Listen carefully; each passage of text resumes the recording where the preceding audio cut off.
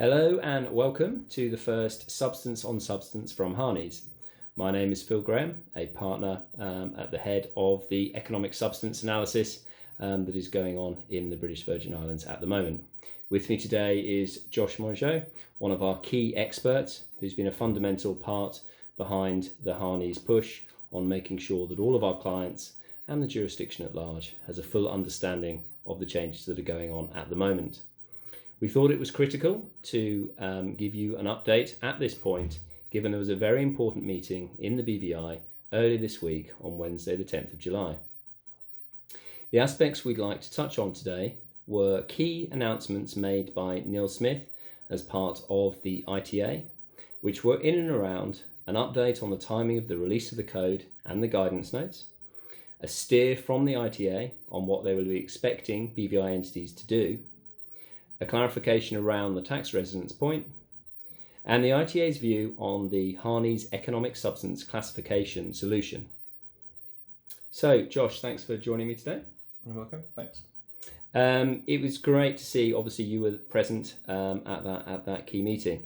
The number one question our clients seem to be asking at the moment, frankly, is when are we going to see the code? And we certainly understand our clients' pressing need to understand that. I understand there was some clarification on that point.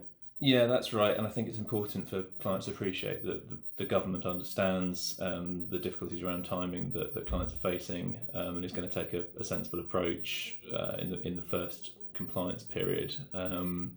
They understand that companies need to structure their affairs based on formal guidance rather than a draft, and are doing their best to get this out as soon as possible.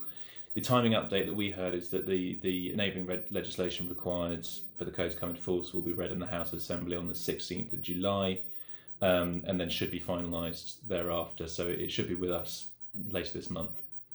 We can certainly understand our clients' pressing need. I mean, obviously the analysis is that all BVI entities have now started their first financial reporting period. That started on the 30th of June, and I think it's worth giving some clarification around the slight update that came from BVI Finance actually, which moved a certain date to the 1st of October. And Josh, I don't know if you want to touch on that. That's right. So there's a fair bit of confusion, I think, in the market around timing generally. So just to recap, if you had a BVI company or a BVI limited partnership with legal personality that was incorporated or formed this year, then the first compliance period started from the date of incorporation or formation in the BVI, and that could have been from the 1st of January 2019 onwards.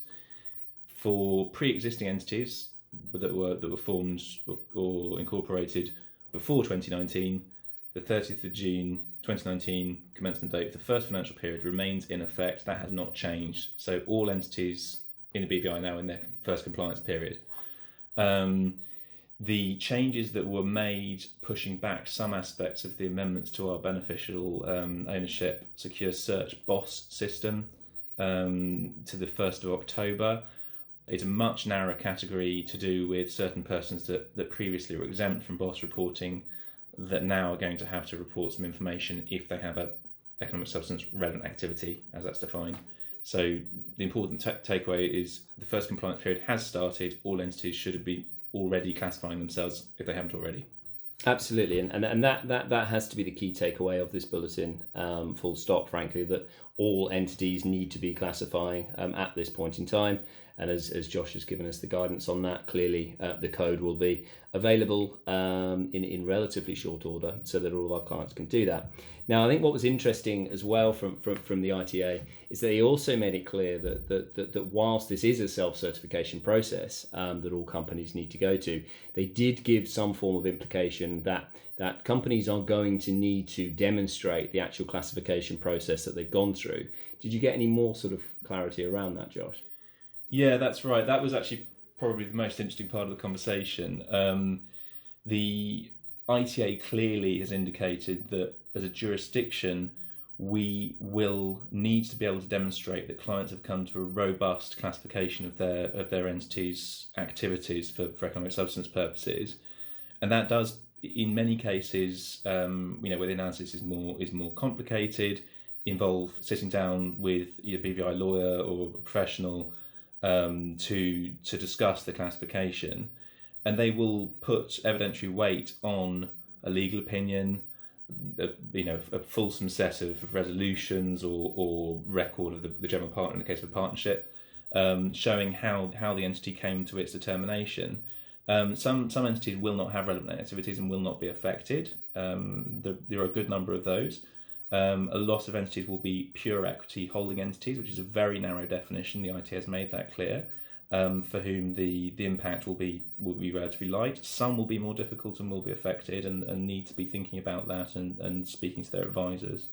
But the interesting takeaway for us as BVI lawyers was that the ITA is going to put a great deal of weight, I think, in the first period from an investigation and enforcement perspective on seeing a robust basis for that classification.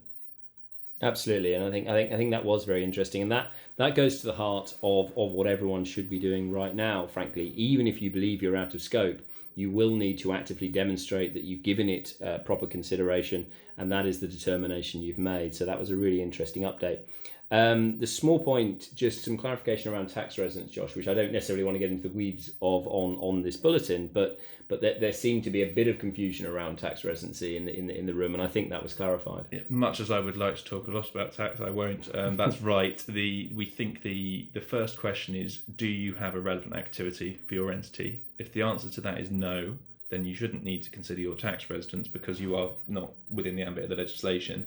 If the answer to that is yes, and you want to claim that you are tax resident somewhere else and can provide evidence of that for the financial period, then you need to think about the tax status of your entity, remembering that this is a broader concept than classic residence. It does pick up transparent disregarded entities and the entities whose income is subject to tax somewhere else in the world.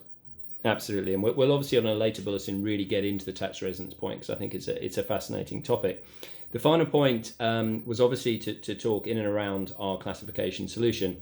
It's currently live. We have a number of clients that are going through and using it and finding it as a really cost-effective, efficient process to get them over the line in terms of all of the classification details that we've just been discussing.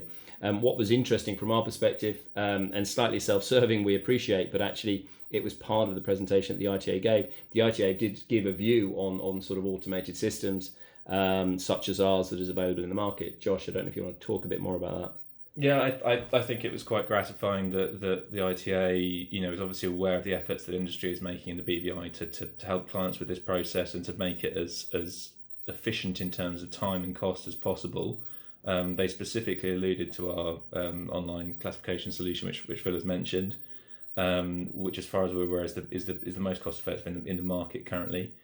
And I think everybody's cognizant of the difficulties faced where you have a very large number of clients facing legal uncertainty and needing to move to classify in what has been realistically a very short period of time, and that's exactly what that solution is designed to do. We're obviously delighted to field queries and feedback on it. It's an evolving piece of technology.